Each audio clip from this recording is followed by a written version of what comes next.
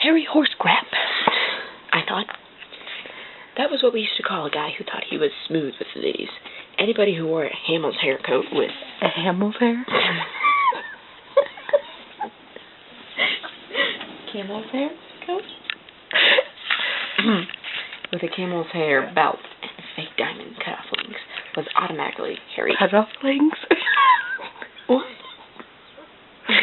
Cuff links. Diamond cuff links. What time is it? 11:20. Not that late. Oh dear. Was automatically Harry Horse Poo. But this guy, I knew, was the real deal. He was standing with a shorter, older fellow.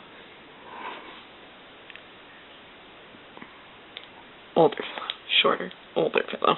Okay. Just to clarify. Yes. This was tall, and I don't remember what handsome was. Handsome. Tall and handsome. Short and older. There we go. Anyway. He was standing with a shorter, older fellow, and when he saw Sonny, he waved us over.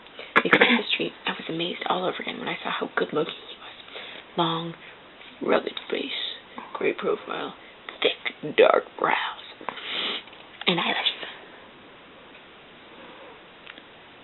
There we go. You look more like Jerry there. And his suntan in March. How did he manage that? I could see he had a kind of a twinkle as he talked to that older guy. Charisma. Darn it. The heck is a word I would learn later. Me too. All that I knew was that I couldn't take my eyes off Sonny's pal. Hey, Dino, Sonny said as he came up to them. How you doing? How you doing, Lou? He said to the older man. Lou, it turned out, was Lou Perry, Dean's manager. He looked like a manager, short, thin-lipped. There you go. Cool-eyed. I don't know what cool-eyed looks like. I don't either. Sonny introduced me, and Perry glanced at me without much interest. But Sonny looked excited. He turned to his camel-coated friend. Dino, Sonny said, I want you to meet this very funny kid, Jerry Lewis. Camel Coat smiled warmly and put out his hand. I took it. It was a big hand, strong, but he didn't go overboard with the grip. Other hand, stupid. Didn't hold something. Good handshake. Good handshake. I'm sure that's exactly what it looked like. I liked that. I liked him instantly, and he looked genuinely glad to meet me. Kid. Hey, kid, Sonny said. Sonny called me kid the first time he ever met me, and he would still call me kid in Vegas 50 years later. This is old Dean Martin. Sings even better than me. That was Sonny. Fun and games. Of course, he had zero idea that he was introducing me to one of the great comic talents of our time. I certainly had no idea of that either. Nor, for that matter, did Dean. At that moment, at the end of World War II, we were just two guys struggling to make it in showbiz. Shaking hands on a busy Broadway street corner. We made a little chit-chat. You working? I asked.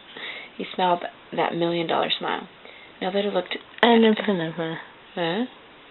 Give me a smile. You working? What? What? I didn't fart.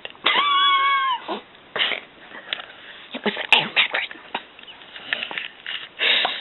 Whatever you say. Now that I looked at him close up, I could see the faint outline of a healing surgical cut on the bridge of his nose. Some plastic surgeon had done great work. Oh, this isn't that, you know, Dean said. I'm on YMCA radio, sustaining. What? Okay. Making a living. Oh. Barely. Oh, I get what you're saying, okay. No bucks, just room. He had a mellow, lazy voice, slightly southern lit to it. He sounded like he didn't have a care in the world, like he was knocking him dead wherever he went. I believed it. Little did I know that he was hip deep in debt to Perry and several other managers besides. How about you? Dean asked me. I nodded quickly, suddenly wanted very badly to impress this man. I love that so cute. I just I'm just now finishing my 8th week at the Glass Hat, I said. In the Belmont Plaza? Really? I live there, Dean said. At the Glass Hat? No, at the Belmont. It's part of my radio deal. Just at that moment, a beautiful brunette walked by in a coat with a trim fur collar. Dean lowered his eyelids slightly and flashed her.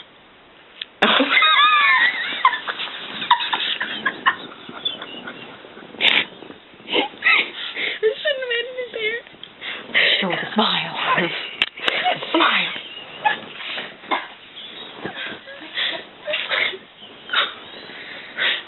I paused at the wrong time.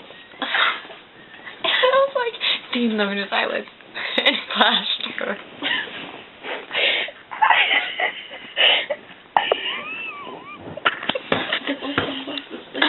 What? What was it supposed to say? How can I sleep through? You're like, oh dear.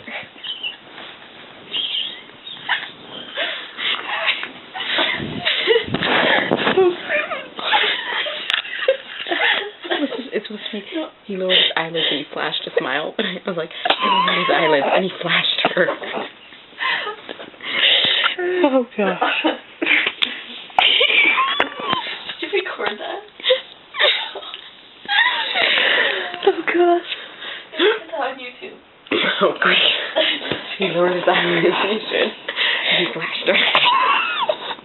Oh, it's a good one, though. Becca's reading a book and it's recording it. That's something really weird. What did it? Where is it? And he lowered his eyelids slightly and flashed her. He flashed her. Oh gosh.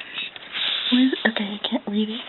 Dean lowered his eyelids slightly and flashed her.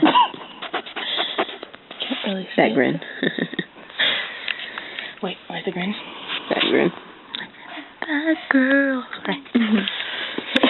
Darned if she didn't smile right back. How come Marvin.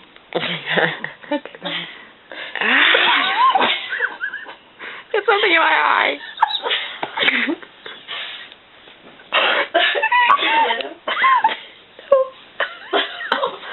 Spencer might die. Don't put that on YouTube. I don't know how. Oh, there we go. You don't know how, Spencer? No. Just I tried and it didn't work. I think it's my computer. Oh. That stinks. Your face. Oh well. Okay, read to the end of the page and we'll cut it. Okay. We're almost there. How come I never get that reaction? She gave him a lingering gaze over her shoulder, and she passed a clear invitation, and Dean shook his head, smiling his regrets. Look at this guy, Sonny said in his hoarse Brooklyn accent. I'm not gonna finish that. Okay, we're cutting.